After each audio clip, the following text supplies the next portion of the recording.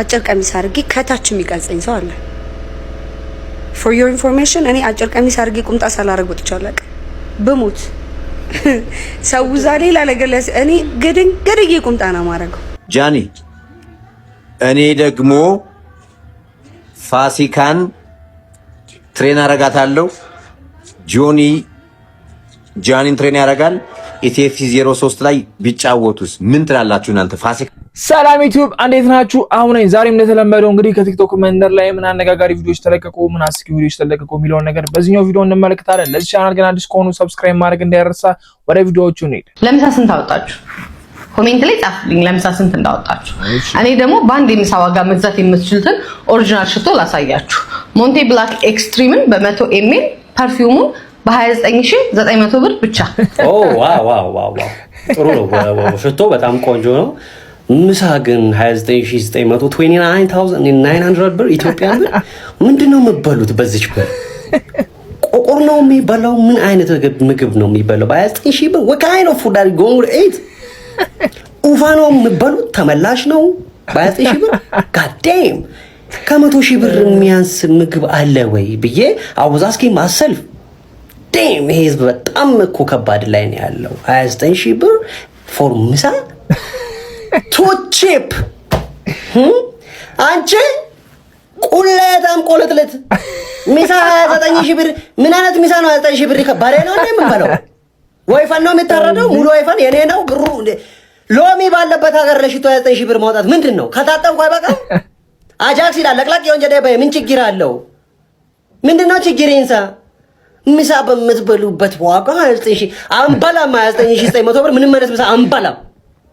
የሁለት ወር የሶስት ወር የመንግስት ሰራተኛ ደሞዝ ነው። እሱንም ጥሩ የሚከፈለው። ስነ ስርዓት አድርጉ።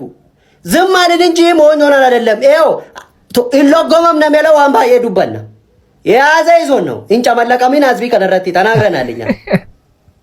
ምሳ ስንት ነው ያወጣሽው? ሄደ ለዛ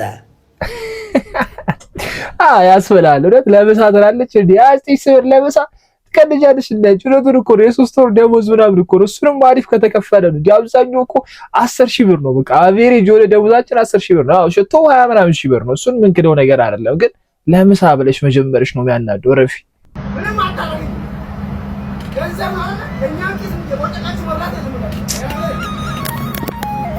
ሹፌርና ትራፊክ እኮ በእናትህ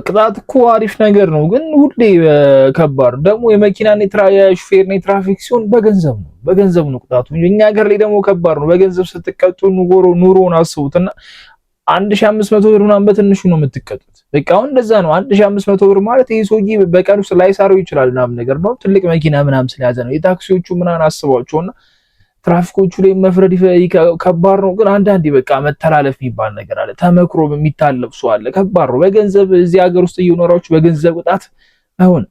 እስኪ ዛሬ እጄ ላስቀድስ ነው ያለው። ኡይ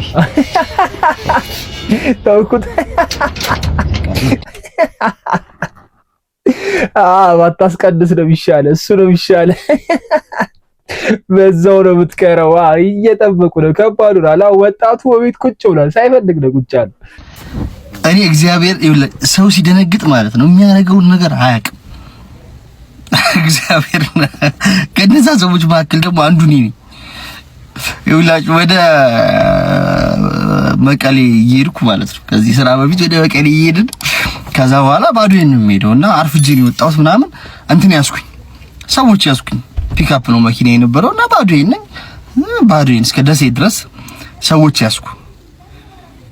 ያስኩኝ ምናምን ትላልቅ ሼኮች ምናምን ናቸው። ሁለቱ ከኋላ ሼክ ናቸው ምናምንና መንገድ ላይ ሄድን እንስገድ ይሉኛል። እሺ ችግር የለም እንቆማለሁኝ፣ ይሰግዳሉ። ከዛ ሄዳለን ደብረሲና ካወቃችሁት ይውላችሁ እንደዚህ 360 ዲግሪ እንደዚህ የሚዞር ወደ ደብረሲናኛ ወርታች እየወረድን ነው። ወደ ላይ እንደዚህ ይወጡ ነው መኪኖቹ። 360 ዲግሪ እንደዚህ የሚዞር መንገድ አለ እና እኛ ወደ ከተማዋን ከስር እናያታለን እንደዚህ ወርታች ማለት ነው። ከዛ ተሳቢ እንደዚህ እየመጣ እኔ ደግሞ በዚህኛው የሄድኩኝ ተሳቢውን ደርቦ ታታ በእኔ መስመር ላይ መጣ እና መሀል ላይ ተገናኘ። ጋይስ በቃ እኔ እግዚአብሔር እንደዚህ ደነግጥና የሆነ ነገር አረገውና ከዛ በኋላ ነው በቃ እምረጋጋው እንጂ የዛን ሰዓት ላይ በቃ ምንውን አላውቅም። እና ልክ እግሬ ታች ወረደ። ግንድ ይሄ ዛፍ ተቆርጦ ምናምን አንዱ እግሬ በቃ እዛ ወርዷል መኪናው ማለት ነው። ከኋላ ሼኩ የመጀመሪያውን ማለት ነው አላሁ አክበር ሲሉ ሰምቻለሁ። የመጀመሪያውን ነው በቃ አላሁ አክበር ሲሉ ሰምቻለሁ። ወረድኩኝ እንዲህ ስፖኬን በቃ እንደዚህ እየነካው አለፈታታው ማለት ነው። ከዛ በቃ ኧረ ተረጋጋን ምናምን ሰዎች መጡ። በቃ እንትን ድንጋይ ተደርጎ ምናምን መኪና የወጣ ምንም አልሆነም እግዚአብሔር ይመስገን። ከዛ በኋላ እየሄድን የኔ ልጅ ክርስቲያን ነህ አይደል? አንገት ላይ ከራ ይቻለው አሉኝ። ለካ ከሼኩ አላሁ አክበር ካሉ በኋላ ማንንም አላስዋልኩ። እኔ አላሁ አክበር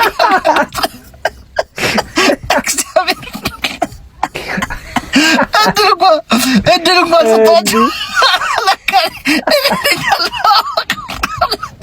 ይመችሻችሁ።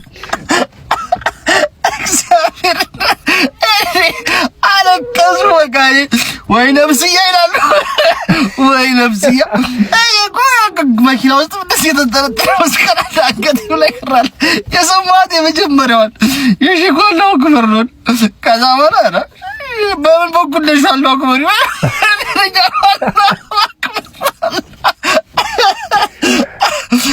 እንደዛ ተረፍን።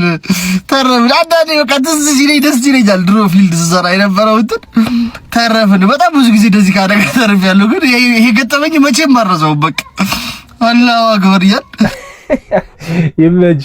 ድንጋጤ እኮ በቃ የማያስደርጋችሁ ነገር የለም። እንኳን አላሁ አክበር ሌላም ነገር ያስበላችኋልና፣ ግን በዛ ሰዓት እንደዛ ደንግጦ ስቀም ታወሩታላችሁ ነው። እንኳን ተረፍክ። ግን ዘኪዮስ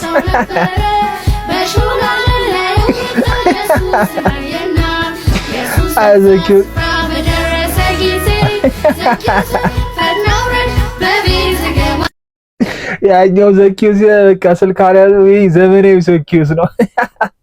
ሱፋን ለብሳ ምናምን ዛፍ ላይ የወጣችው። ይሄ ፈጣሪ በአንድ ምጣድ እኩል ሁለት እንጀራ መጋገር እንደምትችሉ ታውቃላችሁ? አዎ፣ ሀገሬ ምጣድ ከመጣችሁ በአንድ ጊዜ እኩል ሁለት እንጀራ መጋገር የሚያስችል ተገለባባጭ ምጣድ ታገኛላችሁ። ከላይኛው ላይ አስፍታችሁ ገልብጣችሁ ደግሞ በሁለተኛውም ላይ በማስፋት በአንድ ጊዜ እኩል ሁለት እንጀራ መጋገር ያስችላችኋል። የኔ ጥያቄ ሊጡ ከኛ ነው ካንተ ነው ወይስ ምጣዱን ስንገዛ ሀገሬ ምጣድ አንድ ኩንታል ጤፍ አብሮ ይሰጠናል?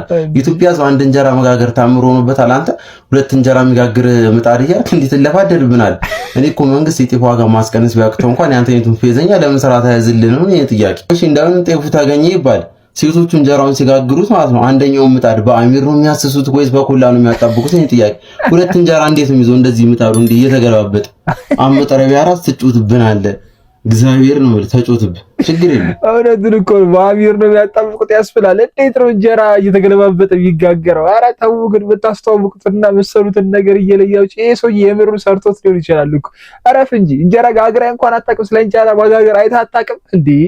እና ትዳር ውስጥ አንተ የምታስበው ሚስት ወይ ባል የበለጠ ስራውን አውስበላተ ምን ያህል ወሬ ዘሪ አይ ወይ ስልችት ብሉናል። በቃ ሚስት ባህል ምናምን በቃ ሶሻል ሚዲያ ላይ ደግሞ እንዳለ ስለዚህ ነው የሚወራው። ከዛ በኋላ በቃ ትዳሮች እየዘለቁ አይደለም። አንደኛው ሪዝን ደግሞ ይሄ ነው። በቃ ሶሻል ሚዲያ ይለውጣ ባል እንደዚህ ማድረግ አለበት፣ ሚስት እንደዚህ ማድረግ አለባት አይደለም። በቃ የድሮ አባቶች እኮ ማንም ሶሻል ሚዲያ ምናምን ጋይድ የሚያደርጋቸው የለም፣ ግን በሰላም ነው የሚኖሩት። በቃ 50 60 ዓመት ምናምን በትዳር ኖረዋል። እነሱም መከተል ነው ያለብን። ሂጂያ ሂጂ ያላንቺ የምኖር መስሎሽ ነበረ እንዴ? ምንድነው እኔ ላይ የምትመጣደቂው? አሃ እንዴ እሺ እኮ ሄደች እኮ። ኧረ እባክሽ ተመለሺ። እንዴት ነው የምኖረው? ኧረ ልቤን መለስልኝ። ትንፋሽ እያጠረኝ ነው። ፍቅረ ተመለሺ። መጣሽ? በጣም ይቅርታ።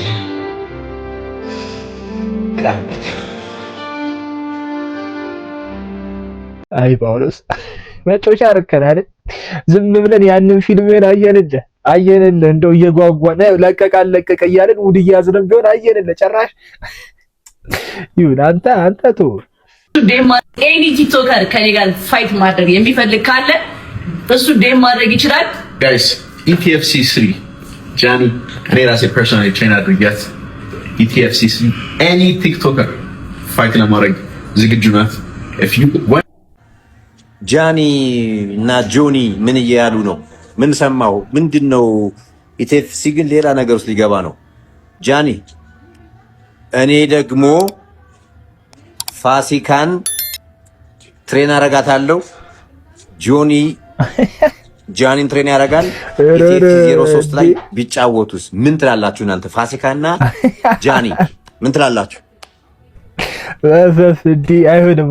እንዲህ ፋሲካ እኮ ትክክለኛ እኮ ስፖርተኛ እኮ ናት። እሷ እኮ ቀን በቀን ስፖርት የምትሰራ ሰው ምናምን ናት። እና ጃኒ ትገልሻለች። ይቅርብሽ አላ አይመጥንም። ቢያንስ አላ ቲክቶከር ምናምን ፈልጊ። ኖርማል ስፖርት ማይሰራ ስፖርት በጊዜ የሚጀምር አሁን በቅርብ የጀመረ ምናምን ይሻለሻል።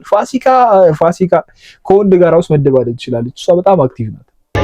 ሄሎ ኤቭሪዋን እንዴት ናችሁ? ዛሬ ማሳያችሁ እንደዚህ ታንቃችሁ ሬድ ኔክ ቾክ ስትያዙ እንዴት ማምለጥ እንደምትችሉ ነው ማሳያችሁ። ሌትስ ጎ። እንዲህ በደንብ ይዟችኋል። አጥብቆ በደንብ ተይዛችኋል። ያዝ በደንብ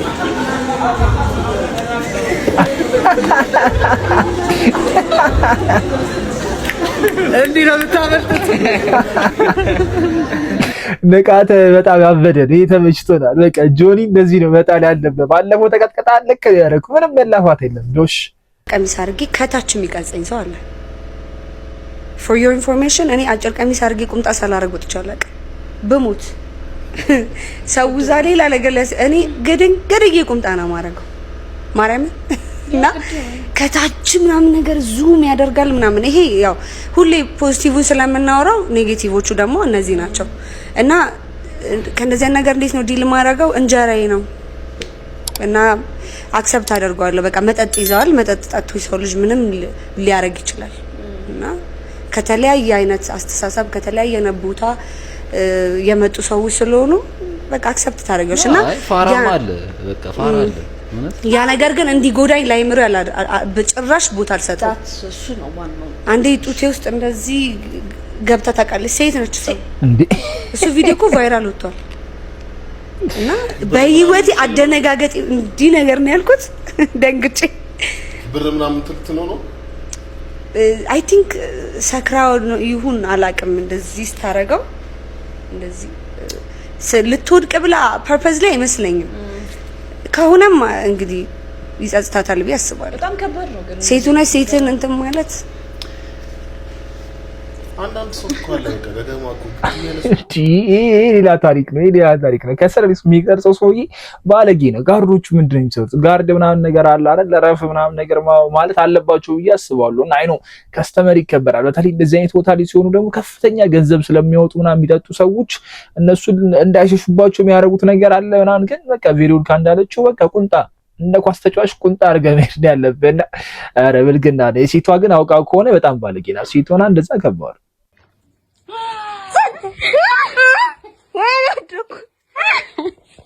ስንት 192 ማርያም ባባ ወደኩ። ወይኔ ቤቢ መጣ ነው። ተረጋጊ አታድርጊ። እግዚአብሔር ተረጋጊ። አይ እንትን ያልሽው በቃይ ቲክቶከር ትሆኛለሽ። ማዘር ኧረ ማዘር ተው ቲክቶከር ትሆኛለሽ። የማጆት ቢገርም ሞቲቬሽን ነው። መሰረት እንቺ አንቺ የኔ ይሩት አንቺ ወደዛ ቤተሰቦች እንደዚህ መረዳት አለባችሁ ብዬ አስባለሁ። እና በቃ ልክ ናት። ቲክቶከር ትሆኛለሽ፣ በቃ ሶሻል ሚዲያ ላይ መስራት ትችላለሽ። ሶሻል ሚዲያ ላይ ይሰራል። በቃ አሁን በቃ ዩኒቨርሲቲ መግባት ካልቻልሽ ምናምን የሆነ አጫጭር ኮርሶች ወስደሽ አጫጭር ኮርሶች ደግሞ በደንብ ያበላሉ ምናምን ሴትና ጸጉር ሜካፕ ምናምን መስራት ትችላለች። እና ቤተሰብ ነው በቃ በሰዓት ላይ ወሳኙ ነገር ቤተሰብ ነው ብዬ አስባለሁ። እና በቃ ልጁን መረዳት አለበት። 12ኛ ክፍል ተማሪ ከሆነ ልጁ በቃ መረዳት፣ ምክንያቱም ከ500 ምናምን ሺህ 400 ምናምን ሺህ እየወደቀ ነውና አሁን የመውደቅ ፕሮባቢሊቲያቸው የተማሪዎች ሰፊ ነውና እንደ ወላጅ ከስር መሰረቱ ትምህርት ቤት ሲያስተምረን የነበረው መንገድ ልክ አልነበረም እና ተማሪዎች ቢወድቁ ብዙ ሊገርማቸው አይገባም። በቃ እሷ እንዳለችው ምንም አይጭነቅሽ፣ በቃ ላይፍ ይቀጥላል። በትምህርት ብቻ አይደለም ህይወት የሚቀጥለውና በጣም ብዙ ነገሮች አሉ። ምንም ብዙ ተማሪዎች ይወድቃሉ፣ ሌላ ላይፋቸው ይቀጥላልና ተምሮም በሌላ ዘርፍ ነው አብዛኛው የሚገኙትና እንዳይደብራችሁ ወደቃችሁ 12ኛ ክፍል ተማሪዎች በጭራሽ እንዳይደብራችሁና ላይፍ በጣም ይቀጥላል።